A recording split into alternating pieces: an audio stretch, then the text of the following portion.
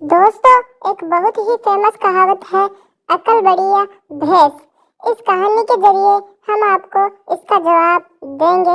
आइए शुरू करते हैं हमारी कहानी। जंगल में एक बहुत बड़ा तालाब था। जंगल के सभी जानवर इसी तालाब का पानी पीने आते थे। तालाब के किनारे बरगद का एक पुराना पेड़ था। उस पर एक अक्लमंद बंदर रहता था। वह अक्लमंद था, इसलिए सब उसे अकलू कहकर पुकारा करते थे। एक दिन दोपहर के समय एक भैंस तालाब में घुसकर नहाने लगी। बड़ी देर के बाद जब वह तालाब से निकली, तब उसके बड़े से शरीर पर कीचड़ लगा हुआ था।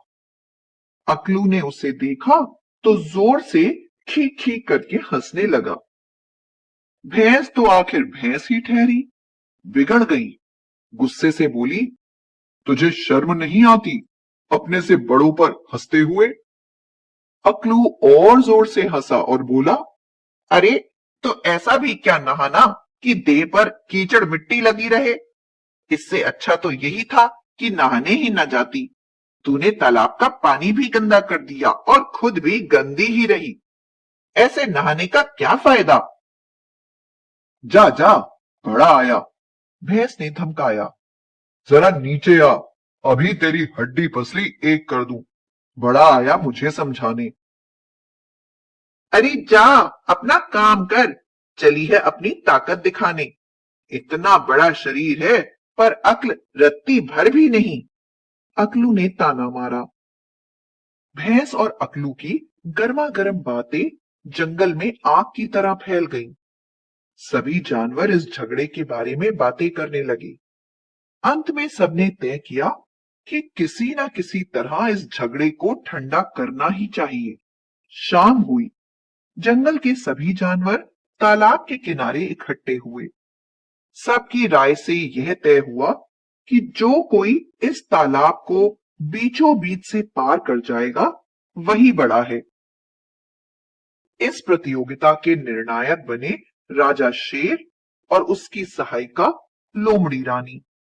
जंगल के सभी जानवर यह मजेदार तमाशा देखने के लिए उत्सुक थे। आधे तालाब के इस पार और आधे उस पार जाकर जम गए। अकलू और भैंस भी प्रतियोगिता वाले स्थान पर निश्चित समय पर पहुंच गए। अकलू बड़ा परेशान था।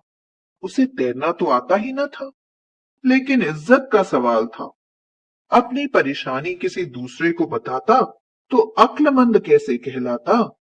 बिना प्रयत्न किए हार मानना उसे मंजूर नहीं था। इसीलिए उसने चेहरे पर परेशानी का कोई भाव नहीं आने दिया। इधर भैंस मन ही मन बहुत खुश हो रही थी। उसे अपने बड़े शरीर और ताकत पर बहुत घमंड था। तालाब पार करना तो उसके लिए चुटकियां बजाने जैसा था। वह अपनी मस्ती में झूम रही थी।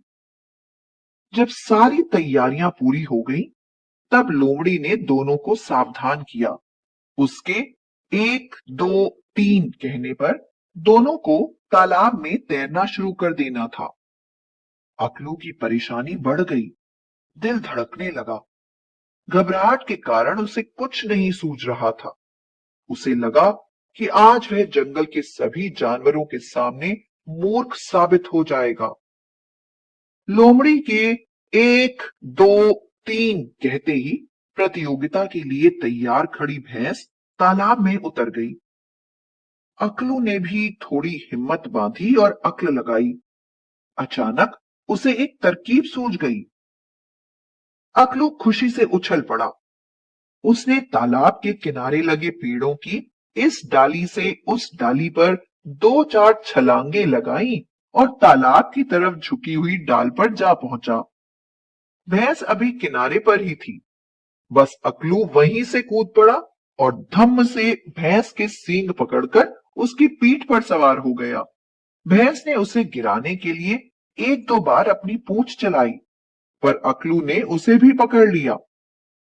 जंगल के जानवर अकलू की चतुराई देखकर चकित रह गए, पर अभी हार जीत का फैसला बाकी था। वे यह देखने के लिए उत्सुक थे कि देखें कौन जीतता है। भैंस तालाब के दूसरे किनारे से कुछ दूर ही थी कि अकलू जोर से उछलकर किनारे पर आकर खड़ा हो गया। सभी जानवर अकलू की अक्लमंदी और जीत पर खुशी से चिल्ला उठे। इधर भैंस बेचारी धीरे धीरे पानी के बाहर निकली। शेर ने अपना निर्णय सुनाया। अक्लमंद अकलू यह प्रतियोगिता जीत गया और उस दिन से लोगों को